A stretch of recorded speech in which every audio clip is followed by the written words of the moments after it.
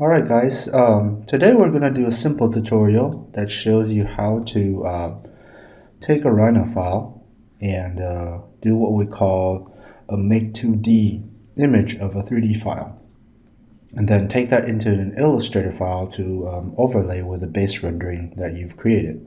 Right? So it's a very simple process. The basic process is very simple, but it can be very powerful in some Now this Rhino file is called the tutorials or Illustrator tutorial sample file, which will be provided to you. When you open it, it should look more or less like this. If I go to look at my layers, there's only one layer, the default layer. And this will actually kind of come in handy. You have to change some things in a little bit.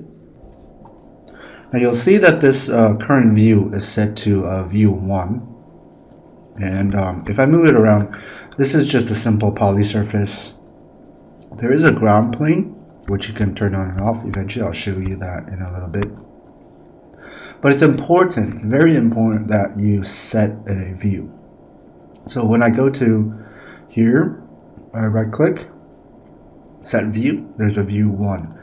It's important that you save a named view for view matching purposes eventually. Now if you've forgotten how to set a named view, I'm going to just pick another view here, something like this, zoom in a little bit.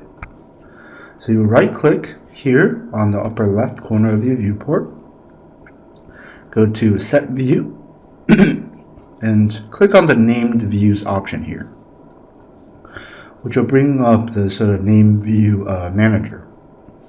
And what you do is you click on the save as, and you call it something like view 2. Say OK, and it'll be added to your saved views. So now you can actually toggle between the two views like that. Or you can just right click set view and access them here like that. Okay? So this is important because you want to be able to get back your view so you can match them eventually. So the command we're going to be using today is called the make 2D command. And then you can just type make 2D. It will ask you for objects to draw. But I usually don't do it this way. I usually pre-select what I want to make 2D with, because it's easier, beforehand, especially if you have a lot of different objects. It's easier to do this beforehand, to select something beforehand, set your view to the view that you want. So make sure that what you want is highlighted, and then just type the make 2D command. That'll automatically bring up, because it knows you've pre-selected something, that'll only bring up the 2D drawing options.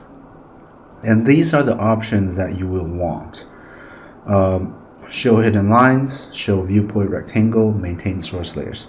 These you can leave as default. Say OK.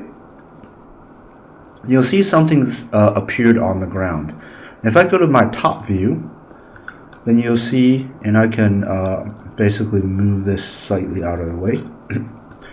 You'll see that basically it's created a line drawing based off of the viewport that the sort of view that we had just set, right?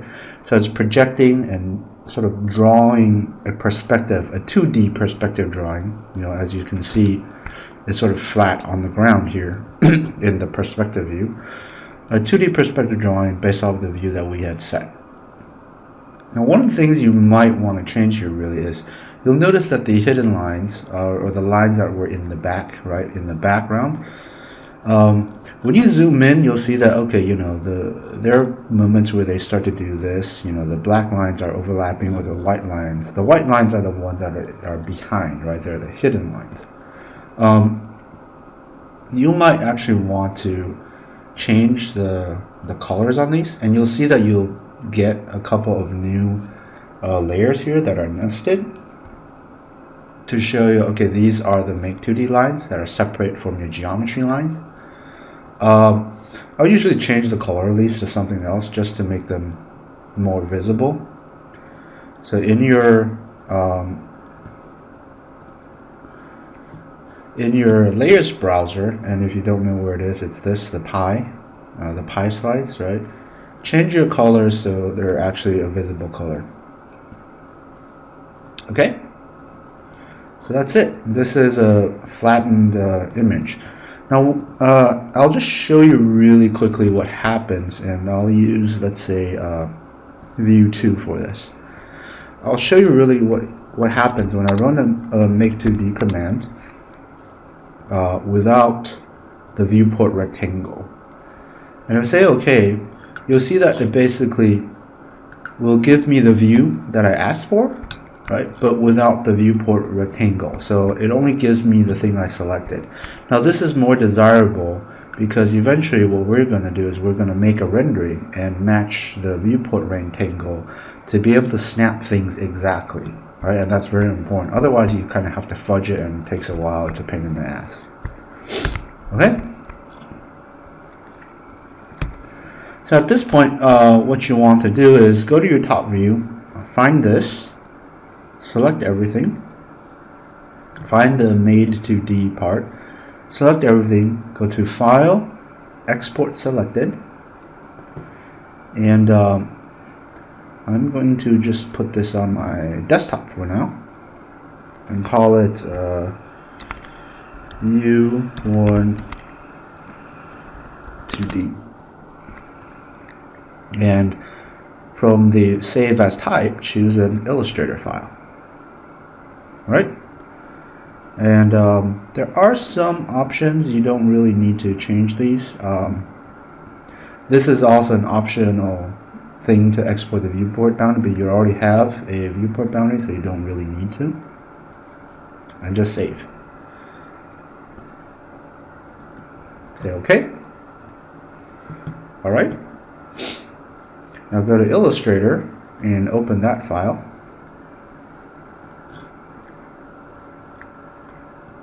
And you'll see this is what it looks like.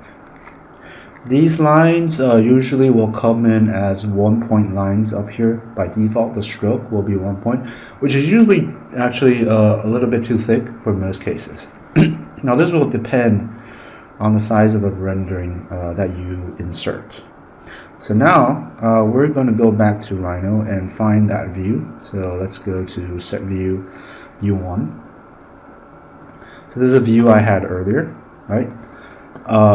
And render it.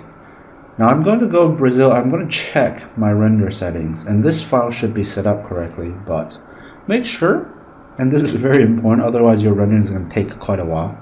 You'll see I have a custom rendering size saved here. Make sure that it's the viewport size. If it's the viewport size like that, then it will basically match exactly the dimensions, the pixel dimensions of your screen as it is, right?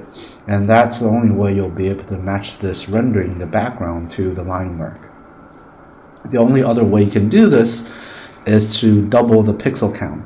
So if you use a custom size, then you have to make sure that it's like a multiple, like 2 times 1.5. It's basically exactly the same aspect ratio. This is the only way it'll work. Okay, so if you need a slightly larger rendering than this, you can, but just make sure that your aspect ratio stays the same. So let's see, we'll render that.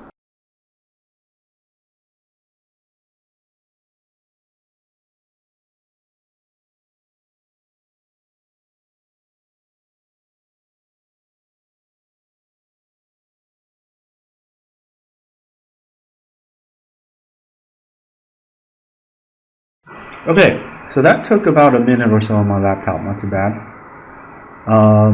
So I'm going to clone this. Actually, I'm just going to save this image as a PNG on my desktop and say view 01 DK background. Save that. Okay. Now there's actually another small trick for compositing if you don't know. In the sort of Brazil for Rhino viewport, you can actually show the alpha channel, right? So just in case for this that you wanted to swap out the background for a Brazil render, this is how you get the alpha channel. Then you can save this as, let's say, view 1 alpha and save this for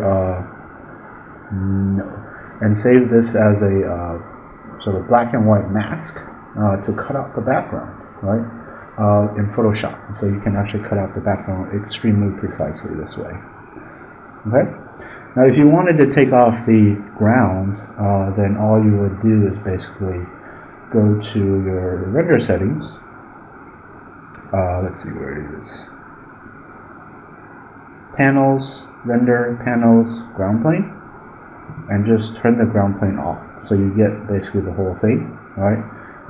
And then when you render that, you basically will just get the object itself and not the ground. Right? Just in case you need to swap out the ground or you don't actually want the ground, you can turn off the ground plane very easily this way.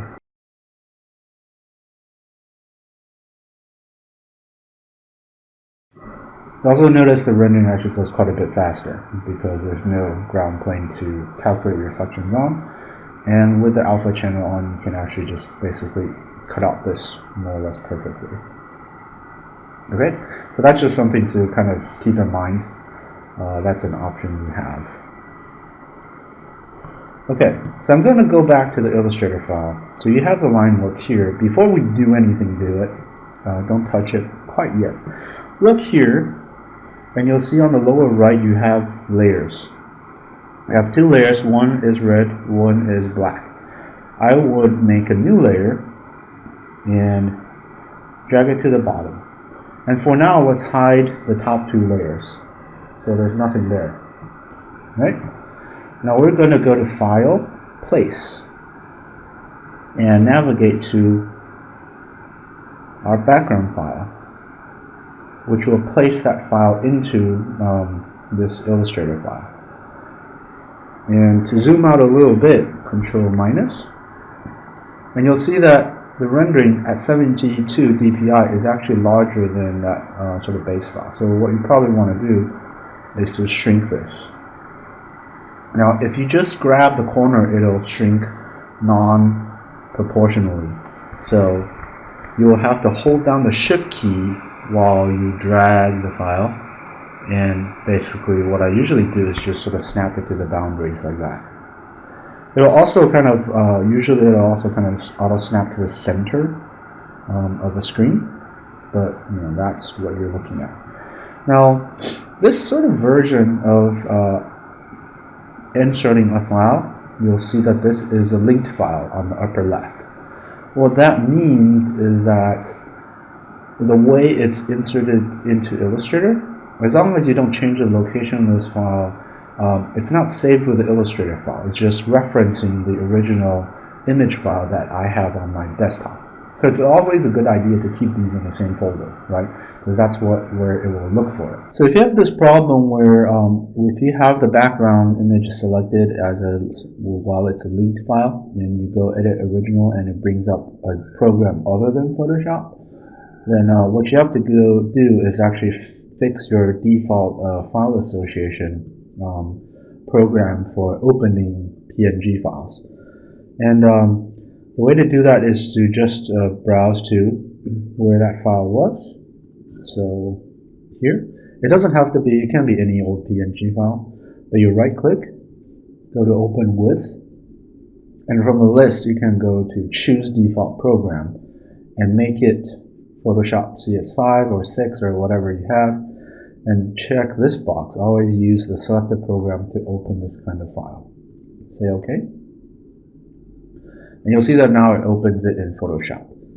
Now the nice thing about this is that, for example, I'm finding this, these colors a little bit too gray or whatever. If I use let's say a brightness contrast adjustment layer here, and I change the sort of contrast of the file, make it a little darker, a little bit more ominous, like apocalyptic scenes, and I merge the layers, so merge visible or flat image, and I save it. Save, without save as, just save, right? Now that's saved as an image. Now when I go back to my Illustrator, you'll see it immediately, it pops up. It says some files are missing or modified, if you update them, then this image updates as well, right? So this is useful for making on-the-fly adjustments to images as you're kind of working with them. And this holds true for Photoshop, Illustrator, and InDesign as well. So this is a very powerful way of working with files, being able to work between these three programs and having them link dynamically. Now, if you're sure that you're not going to change this at all, and you want this to be saved with the Illustrator file, then you just click on Embed here. And you'll see that sort of cross disappear. That means this is now an embedded image. Okay? So that's sort of placing the background image. Now, if I enable these two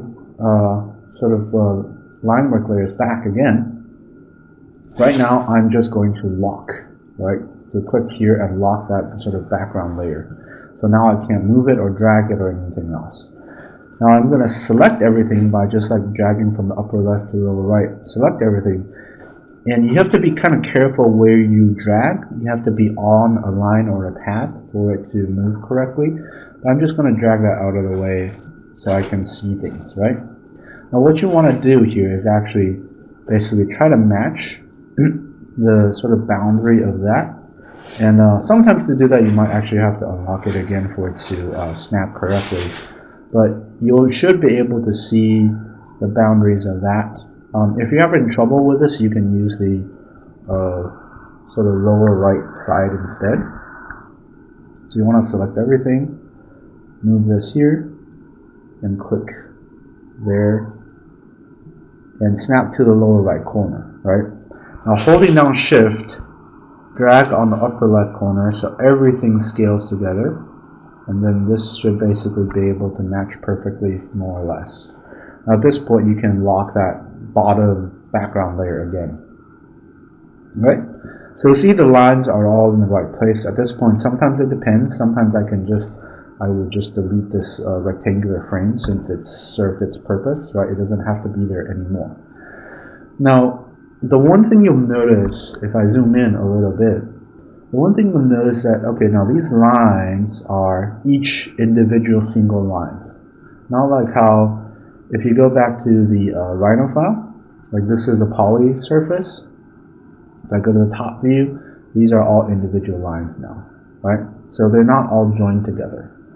And the same thing is true in the Illustrator file. They're all individual lines now. So usually to make them easier, because you don't want to have to click through and select these one by one, you have to use the sort of color selection filters. And this is why when you're doing this, managing your layers correctly and giving appropriate colors to every single layer is very important, because the trick I use here in Illustrator is I highlight one of these, I go to Select, Scene, Fill and Stroke. Now what that does is basically, or you can use like stroke color or stroke weight. Stroke weight will select all the lines with the same weight, which is basically everything. So you probably have to do stroke color, for example, or fill and stroke. Either of these should work. Just to be on the safe side, I just use fill and stroke. That will basically select all the lines that are black, right, and have no fill.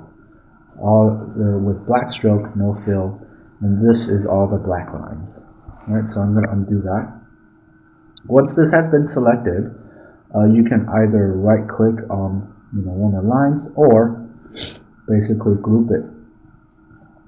I usually just do Control-G, it's faster, right? And so you'll see now that even when I just select one of these things, it's all grouped together now, right? Which makes changing and editing them a lot easier. So you do the same for the red lines. You click on the red line, select, same stroke color, for example, and you'll see this sort of bounding box around your selection. Control-G to group them. Okay, now you can actually go to your layers here and click on the lower right sort of arrow, and you'll see it's a group. So what were all individual lines have now been grouped together. So at this point, I can very easily change the stroke to, let's say, 0.25, so the lines are a little bit thinner, And maybe on the right side here, under the stroke, besides the weight, you'll see that I can specify dash line, so dash gap, dash gap. So let's say if I do a 6-point dash with a 2-point gap, and we can zoom in a little to see what that looks like. Okay, those are so nice. Maybe we can change the stroke to another color. Now you can pick a color from here, or often what I do is in this sort of swatches palette here, and if you click here on the lower left, I will pull in the default swatches. So here are the default swatches. If this is for a monitor, click on the basic RGB, which will pull out this, and you can select everything, and basically click on the last one, hold down Shift, click on the first one, which will kind of mask select everything, drag and drop it into your swatches, just like that. All right? So now I have a lot of default swatches to work with. Now that I accidentally changed it to white earlier, but actually whites might be what you're looking for in this case, right? Whether or not you want dash lines or not, you can basically highlight your group, right? And then turn the dash lines on or off, just to see if that's what you like. Maybe you want it slightly stronger, so let's do 0.5. And make them dashed again. So you can actually play around with these options to get the right sense or the right feel, right? Now the exterior lines, these black lines are still maybe too thick, so let's bump it down to 0.5. And that actually looks kind of decent now. So Control 0 to kind of zoom into the screen. And okay, so you can actually balance this. If you want to get really fancy, you can actually ungroup this and actually let's say give some of these lines more emphasis over the others, or for example, if you want to just highlight one specific corner or one specific volume, right click on it, say right click ungroup, and let's say make this. And now to kind of multiple select, same thing, hold down Shift will allow you to select more than one. And then with the stroke active, change this to red, for example, right? So in this case, I'm sort of going through and clicking on these black eyes, changing them to red. I'll hide that background layer so I don't click on it by accident. And you can basically, you can pick and choose, right? Which lines are which color.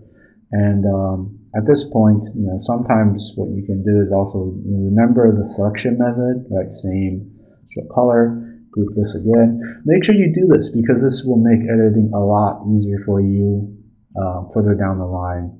Make this a little bit thicker and turn down up that layer again, right? So I've added emphasis to one or two of the other volumes, right?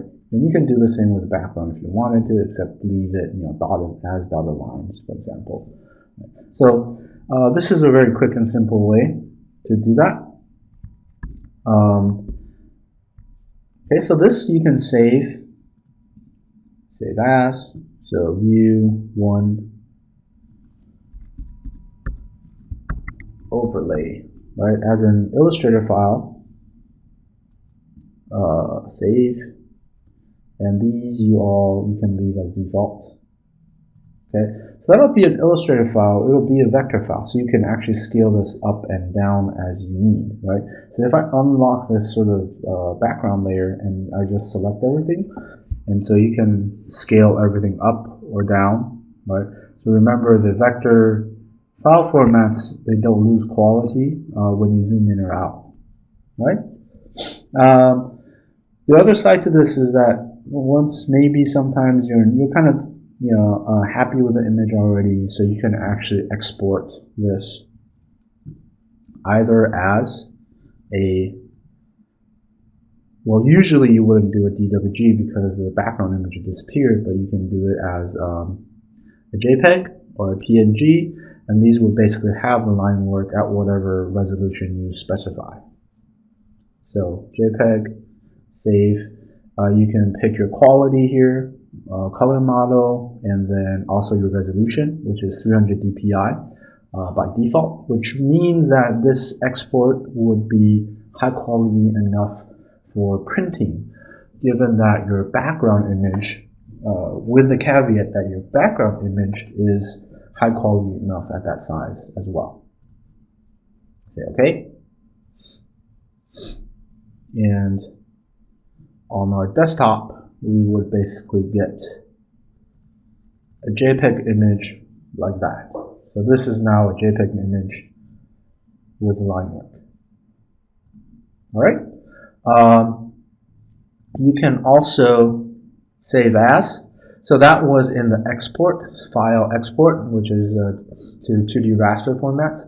But if you go to the save as dialog box, you'll actually get, instead of just the AI file, you can actually get the PDF file format as well. So if you save that as a PDF file, say PDF, then you would get a PDF. Now the PDF format generally will keep the Linework crisp, but in certain cases you may see it screw up the line weights, right? So you have to experiment it with a little bit, especially with really thin line weights like the 0.25 point line weights. It actually makes them, the PDF format will actually usually make them a little bit thicker than they should be. So I would avoid using the PDF format for things that have really, really thin and a lot of overlapping lines. So just a thing to kind of remember. All right, that's it.